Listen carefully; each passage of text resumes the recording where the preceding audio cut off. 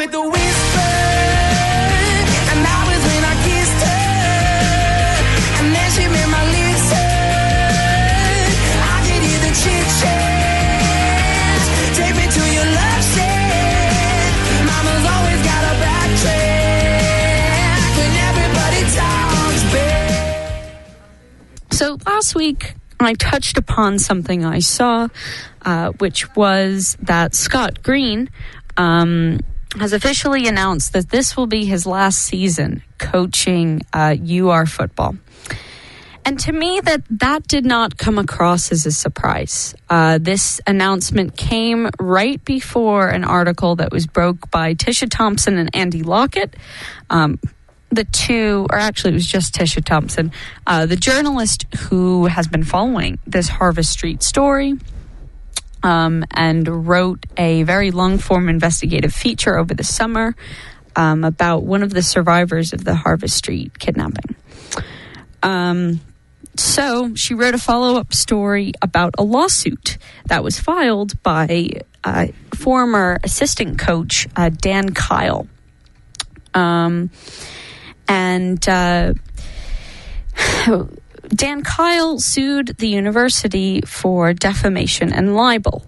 He believed that how Sarah Miller, she represents our university, how she spoke about him to ESPN was inaccurate.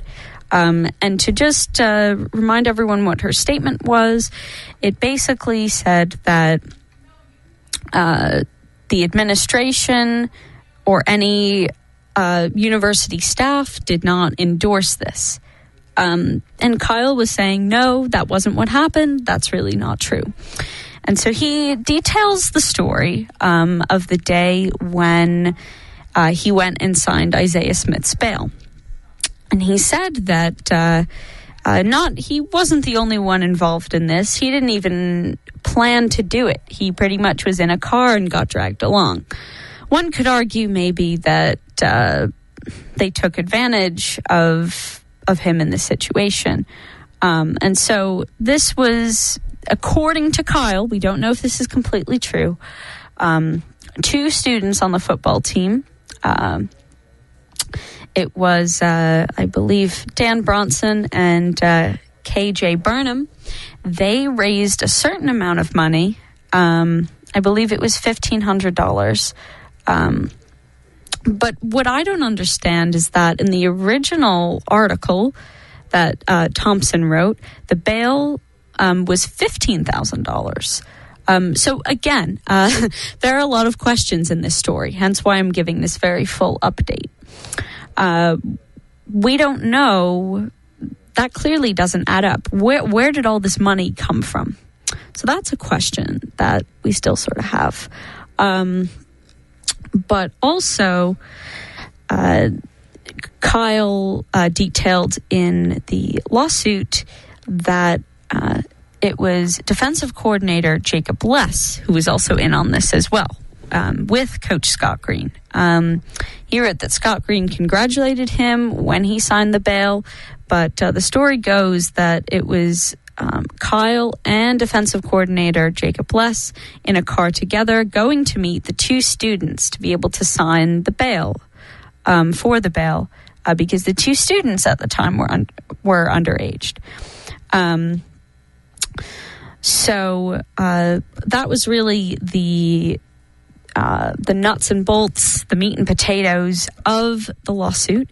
And in response, Scott Green announced that this will be his last season.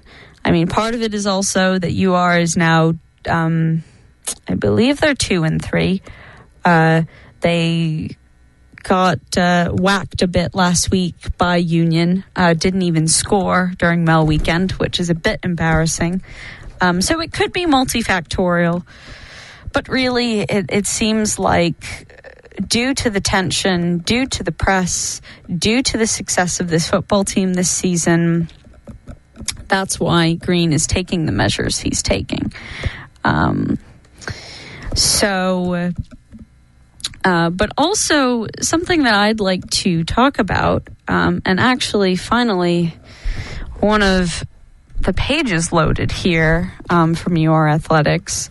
So the communications director, I believe it was Dennis O'Donnell, he wrote a story about this announcement from Scott Green. Obviously nothing controversial here, but it says here, a quote from Green, the University of Rochester has been my home for me and my family for the past 12 years. I'm fortunate to have experienced such an outstanding university that puts the students' needs and priorities for the success before all else.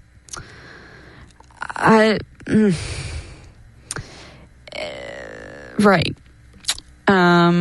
Okay.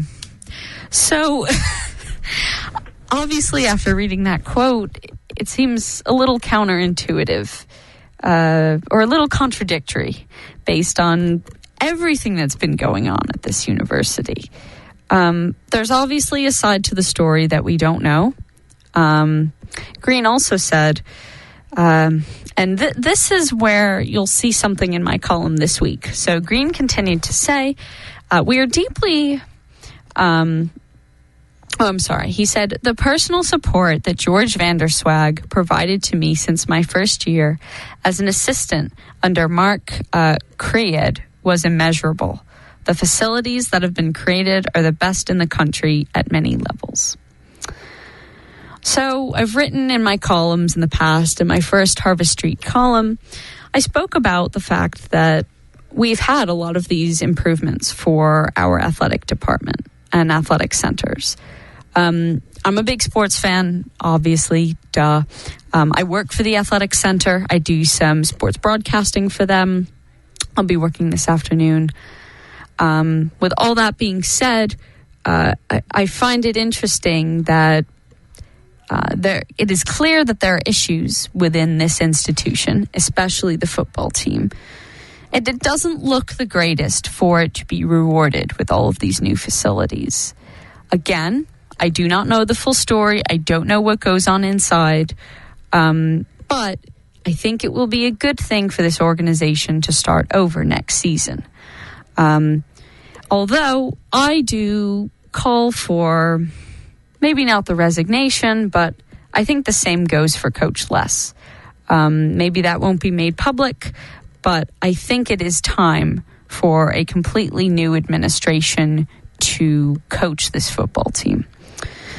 But as I said before, my question really is about Director George Vanderswag.